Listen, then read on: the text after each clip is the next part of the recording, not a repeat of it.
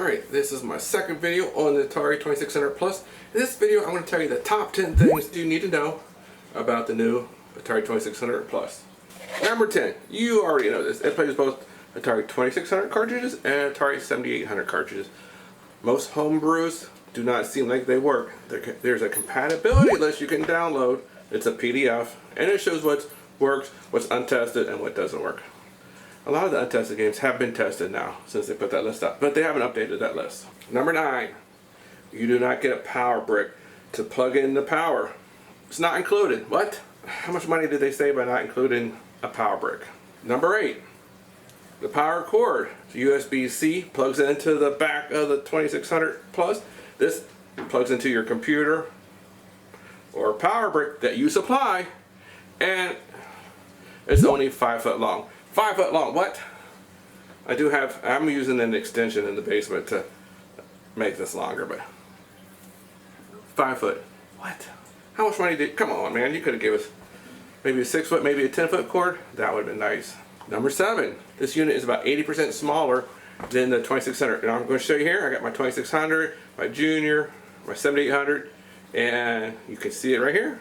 Here's our size comparison right here. We have the Darth Vader 2600, the 2600 Junior, 7800, and the 2600 Plus. Well, let's look. Just as wide, a little bit smaller than the 7800. There's that. And then the Junior. Oh, the Junior's a lot heavier. That guy's just picking that up. Number 6, there's no instructions. You get this one little sheet. And it's basically a plug-in sheet. And seriously, who's going to look at this? Who needs this? Nobody. Speaking of instructions, you got 10 games, but the games don't have their manual. So you'll have to look it up online. You can find all that stuff online, but still, maybe a PDF you could download of all the game variations would have been nice. Number 5, the only output is this HDMI port right here, which is fine on any modern TV, but older TVs, not so good.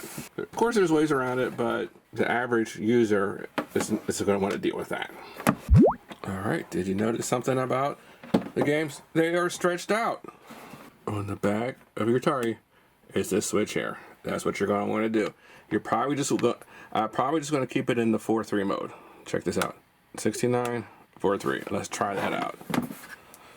You think the manual would point that out very strongly, but then again, what manual?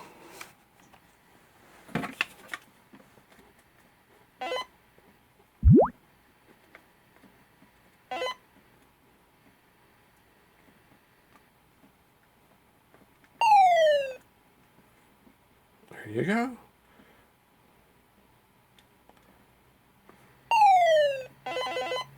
Looks much better in the 4:3 mode. Can we go for the win?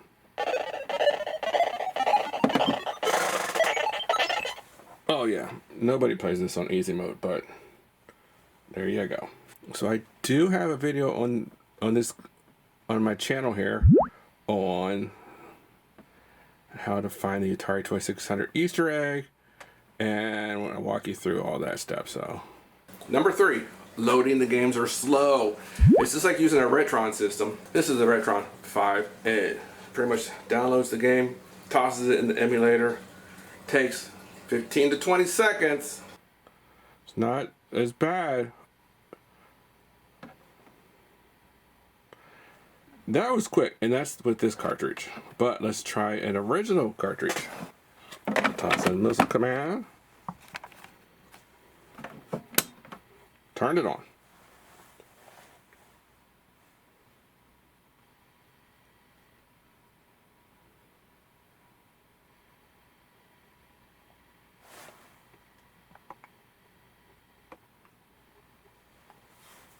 "18 seconds.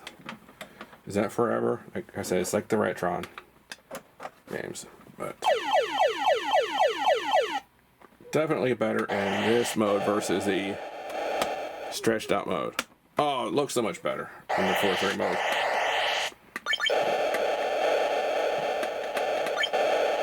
Like I said before, I love Missile Command. I could play this for hours. I'd play this until my thumb hurt.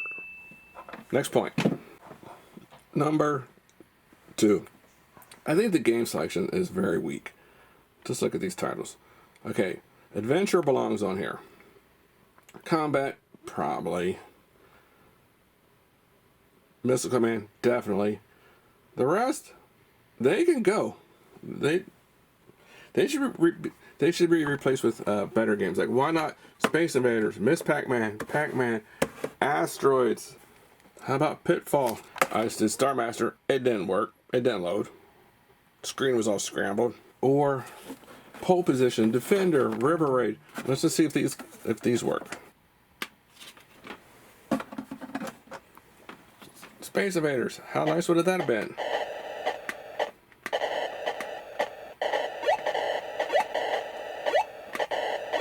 Comment below if you want to see any 2600 games,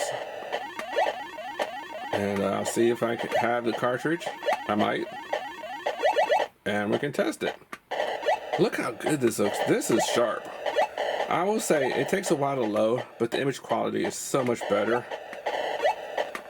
Oh, I'm talking and dying. The image quality is so much better here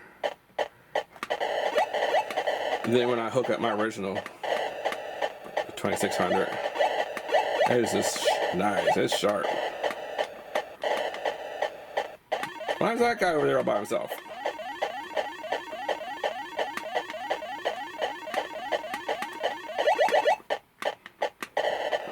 There we go.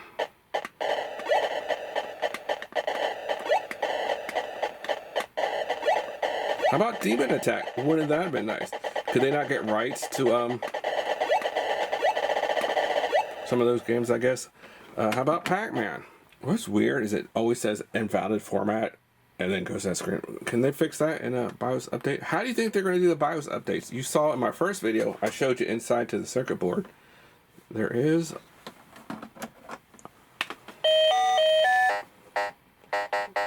Can you update it through that USB-C port?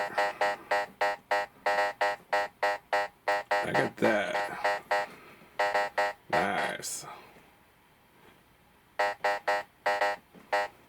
I also have a video on my channel of different 2600 PacMan mods or homebrews, and some of them are really good. And some of them you just have to see where there's like virtually zero flicker, and the mazes look like they're supposed to. They look just like the arcade. They look very close. They look so much closer to the arcade versions, is what I'm trying to say. I mean, sure, we're still dealing with the Atari 2600, but... Oops. But...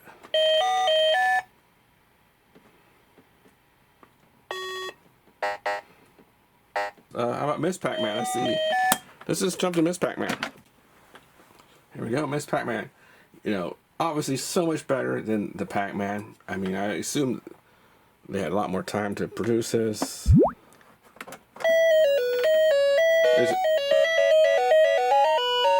Check out that music. Maybe there's more. Maybe they gave the cartridge more memory. Oh, look at that. These actually guys look blue.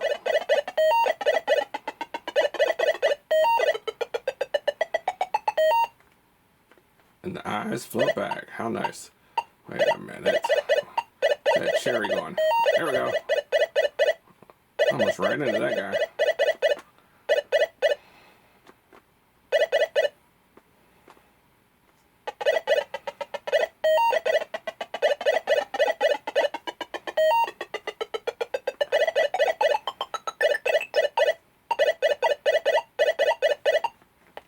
Whoops.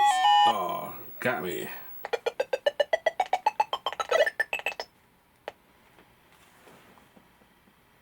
Oh, we gotta try out Asteroids. Hold on. There we go.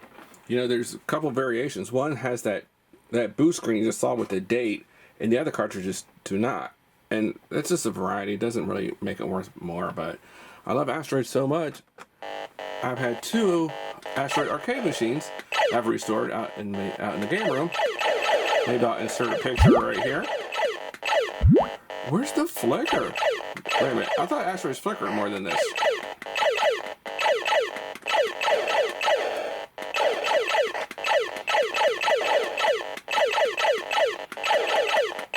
it's definitely faster. Love Asteroids. How about Pitfall? Should we check out Pitfall? Oh, it looks so good. Pitfall never looks so good. Here we go. That sounds good. All right, we're getting to the number one here. Hold on.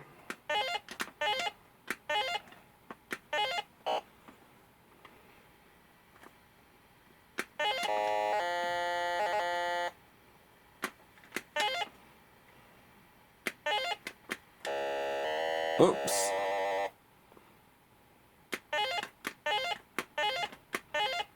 That joystick feels good. Oops. That's a dirty trick, isn't it? Whoops.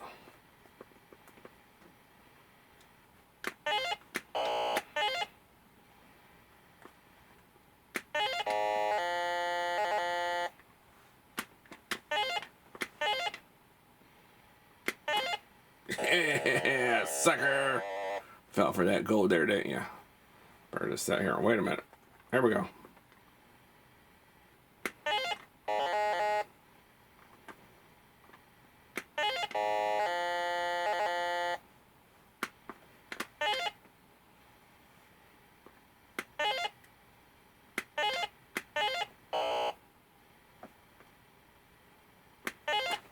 Oh, that's awesome. Great. And now let's move on to the number one thing you should know. And the number one thing you should know is the Atari CX40 joystick looks right, feels right, plays right. This is just like the original one, but better. I'll show you the inside of it here. Here is inside the original 2600 joysticks. Most people are familiar with this. How sometimes the contacts slip, and a lot of times these break, and then you have to just replace this part. Comes apart very easily. Look at that.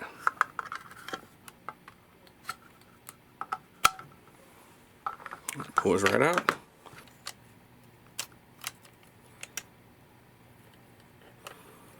Oh, look at that. Look how nice that is.